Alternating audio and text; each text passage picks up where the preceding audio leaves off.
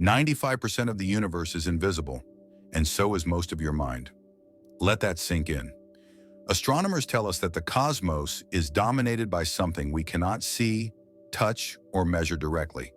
They call it dark matter, an unseen substance that binds galaxies together, governs the motion of stars, and holds the very structure of the universe intact. It's everywhere, and yet completely invisible. But what if I told you that this isn't just a cosmic curiosity?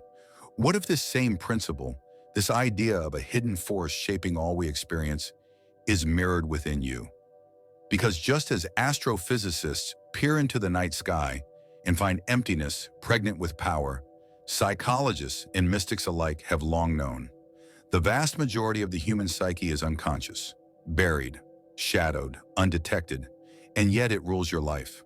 Thoughts you don't know you have, beliefs you never chose, memories you've forgotten, but that remember you.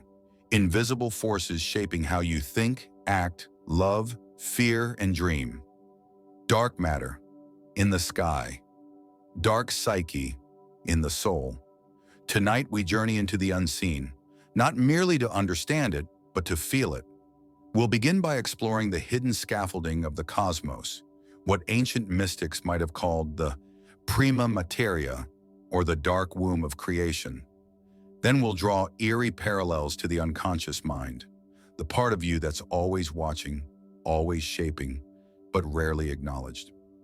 We'll revisit ancient teachings, from Hermetic texts to Buddhist koans, that hint at this invisible realm.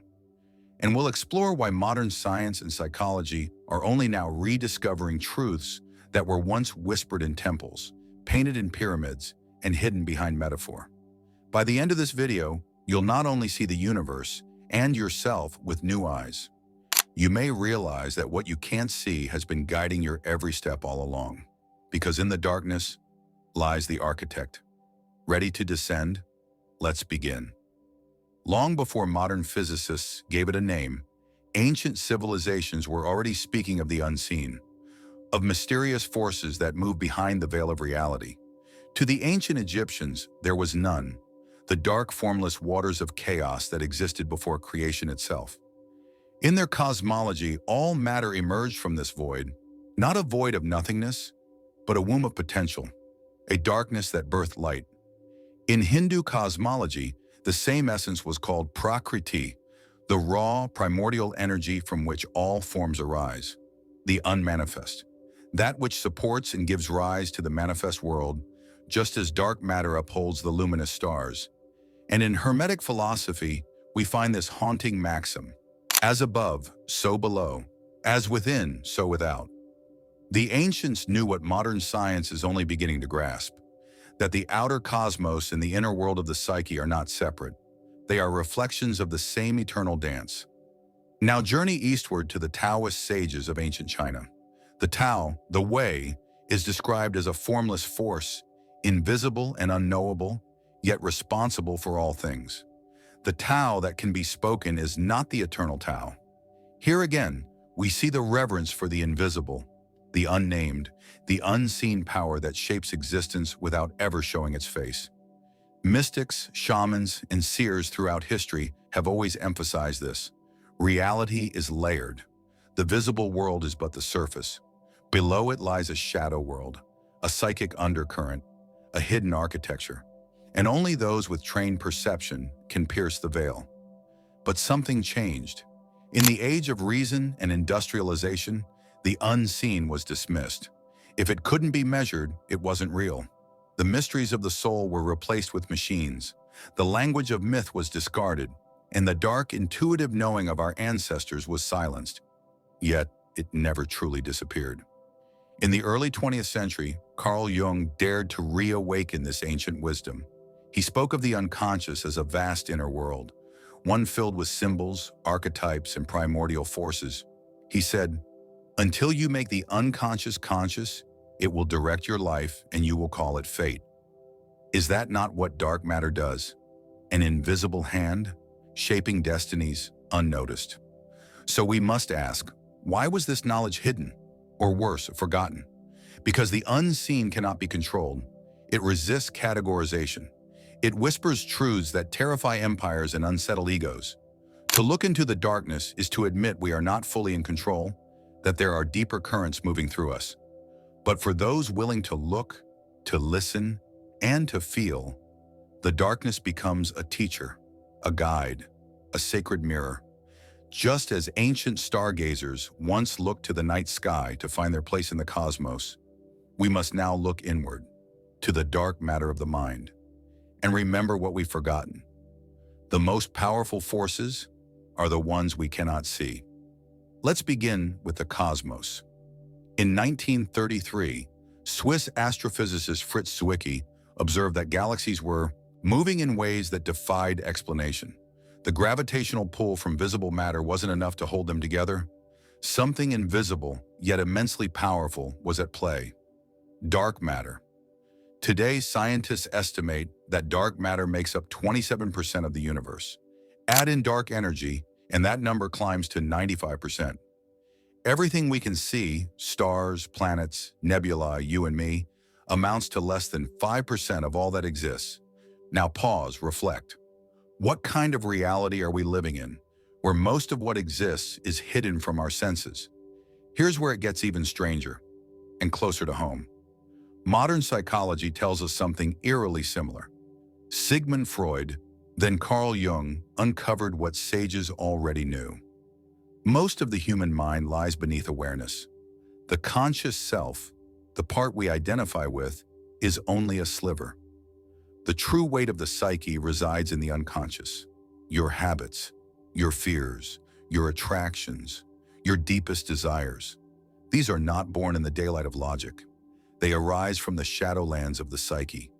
Just like stars are born in the dense fogs of galactic dust, think of the unconscious as your inner dark matter, an invisible field of memory, trauma, instinct, and ancestral imprint. You can't see it, but it shapes your every thought, every reaction, every choice. It holds your galaxy together. Here's a metaphor.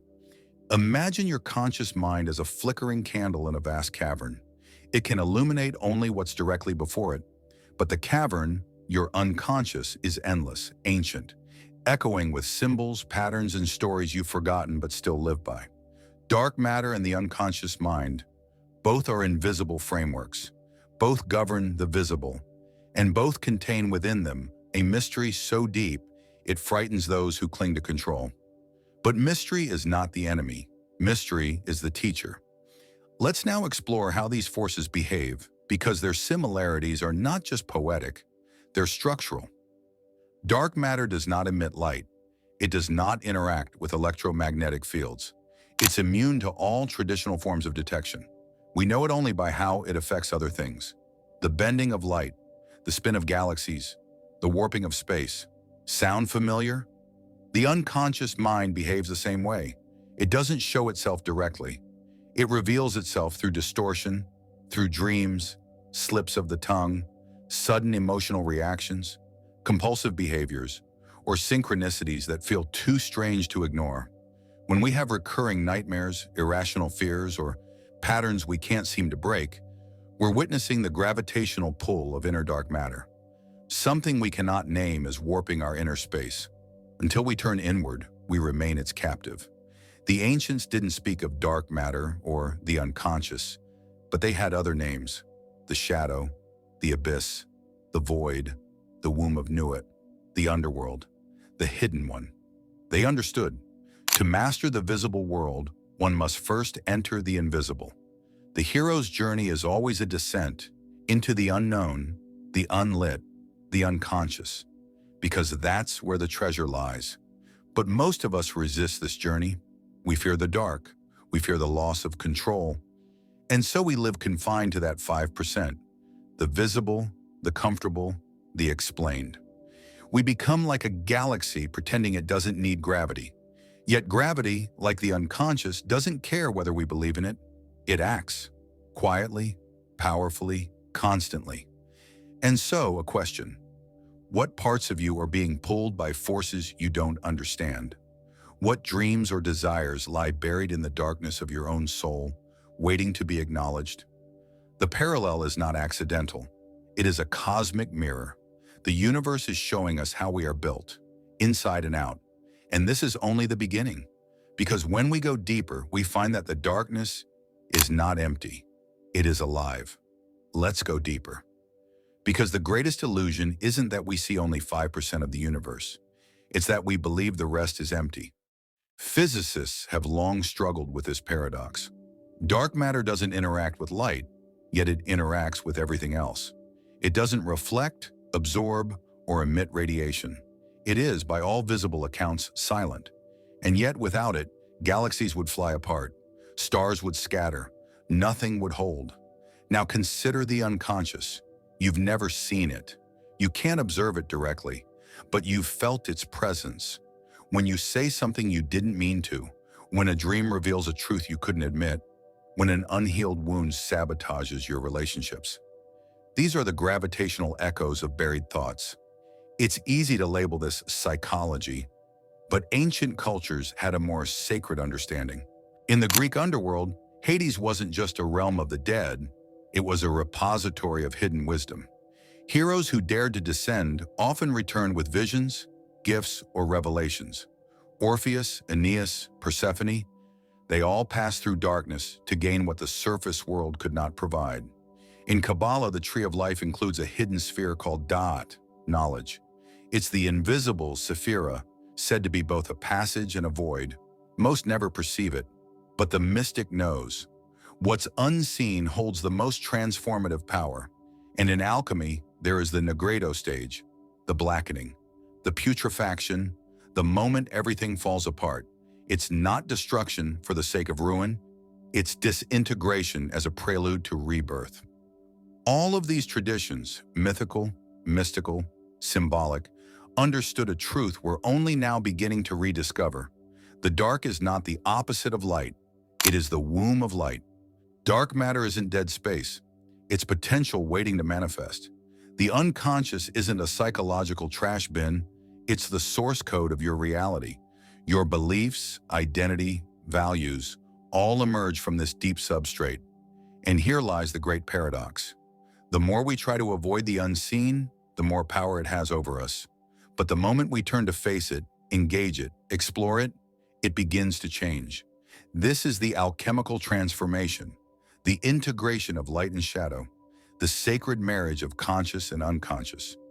In Jungian terms, it's the individuation process, the journey toward becoming whole. So why is this truth still hidden? Because it demands humility.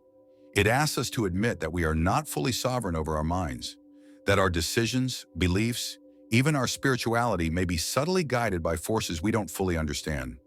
And most terrifying of all, it requires that we go inward. The modern world seduces us with distractions. Algorithms tailor our every click. News cycles flood us with noise. But none of that touches the 95% of your being that is quiet, still, and immense. And the more we deny it, the more it controls us in silence. Yet for those brave enough to peer into the invisible, both in the stars and in the soul, a new kind of power awakens.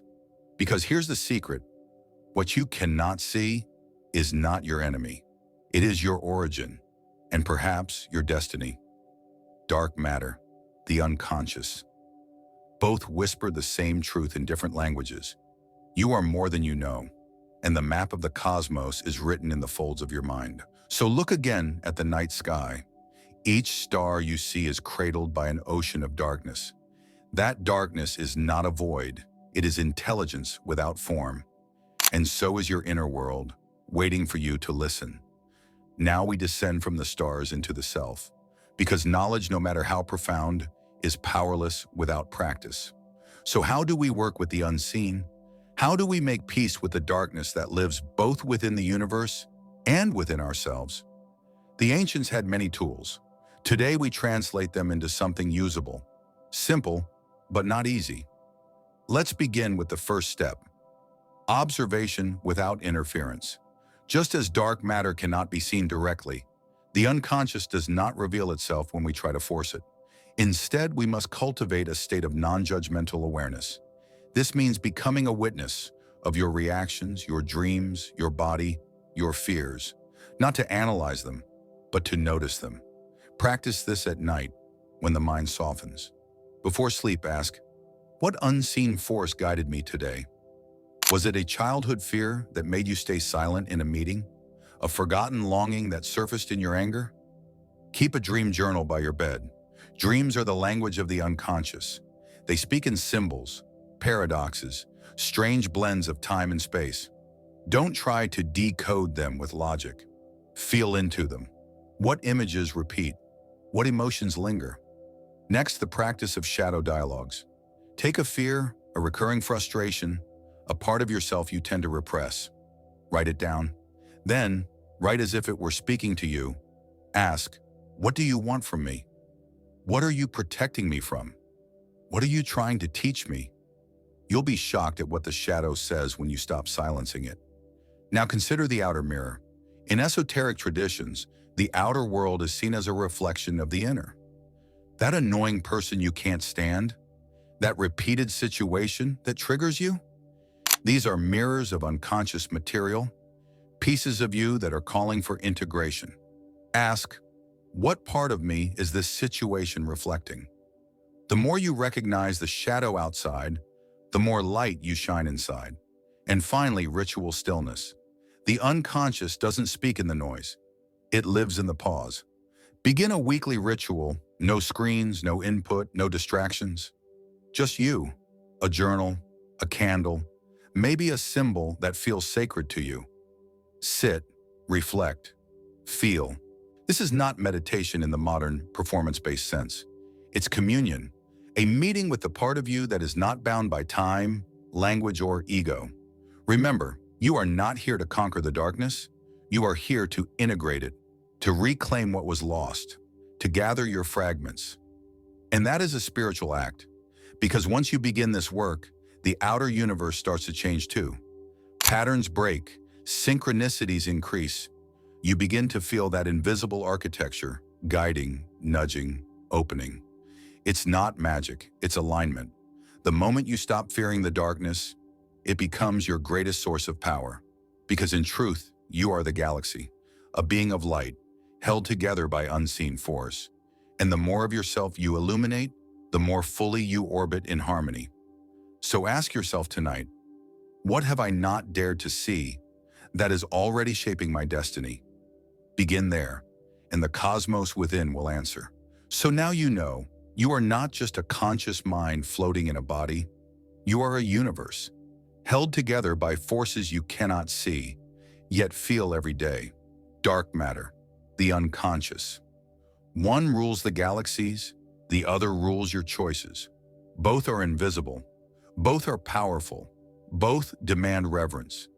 We often search the skies for answers, imagining that truth lies somewhere out there. But the greatest mysteries are not found through telescopes or equations. They are found by turning inward into the dark matter of the psyche, the dream space, the silence. And when we begin to explore that inner cosmos, everything changes. Patterns dissolve, cycles shift. We reclaim pieces of ourselves we didn't even know were missing. We stop being ruled by the unseen and start dancing with it. You become the mystic, the alchemist, the traveler between worlds. Not someone who escapes reality, but someone who sees deeper into it. So I leave you with this. What if the parts of yourself you've buried, your shadow, your fear, your hidden desires, aren't your enemy, but the missing gravity that could hold your soul together? What if facing the unknown is the very thing that makes you whole? The stars will not give you this answer, but your inner darkness just might. If this journey stirred something in you, don't let it fade. Share it, reflect on it. Speak about it with others who dare to look beneath the surface. And if you're ready to explore more of these hidden truths, this channel is your portal. Subscribe, join the seekers, and remember, the most powerful forces in your life are the ones you've yet to see. And it is in seeking them, with courage and curiosity, that you begin to awaken. Until next time, keep your eyes on the stars, but never forget to listen to the darkness within.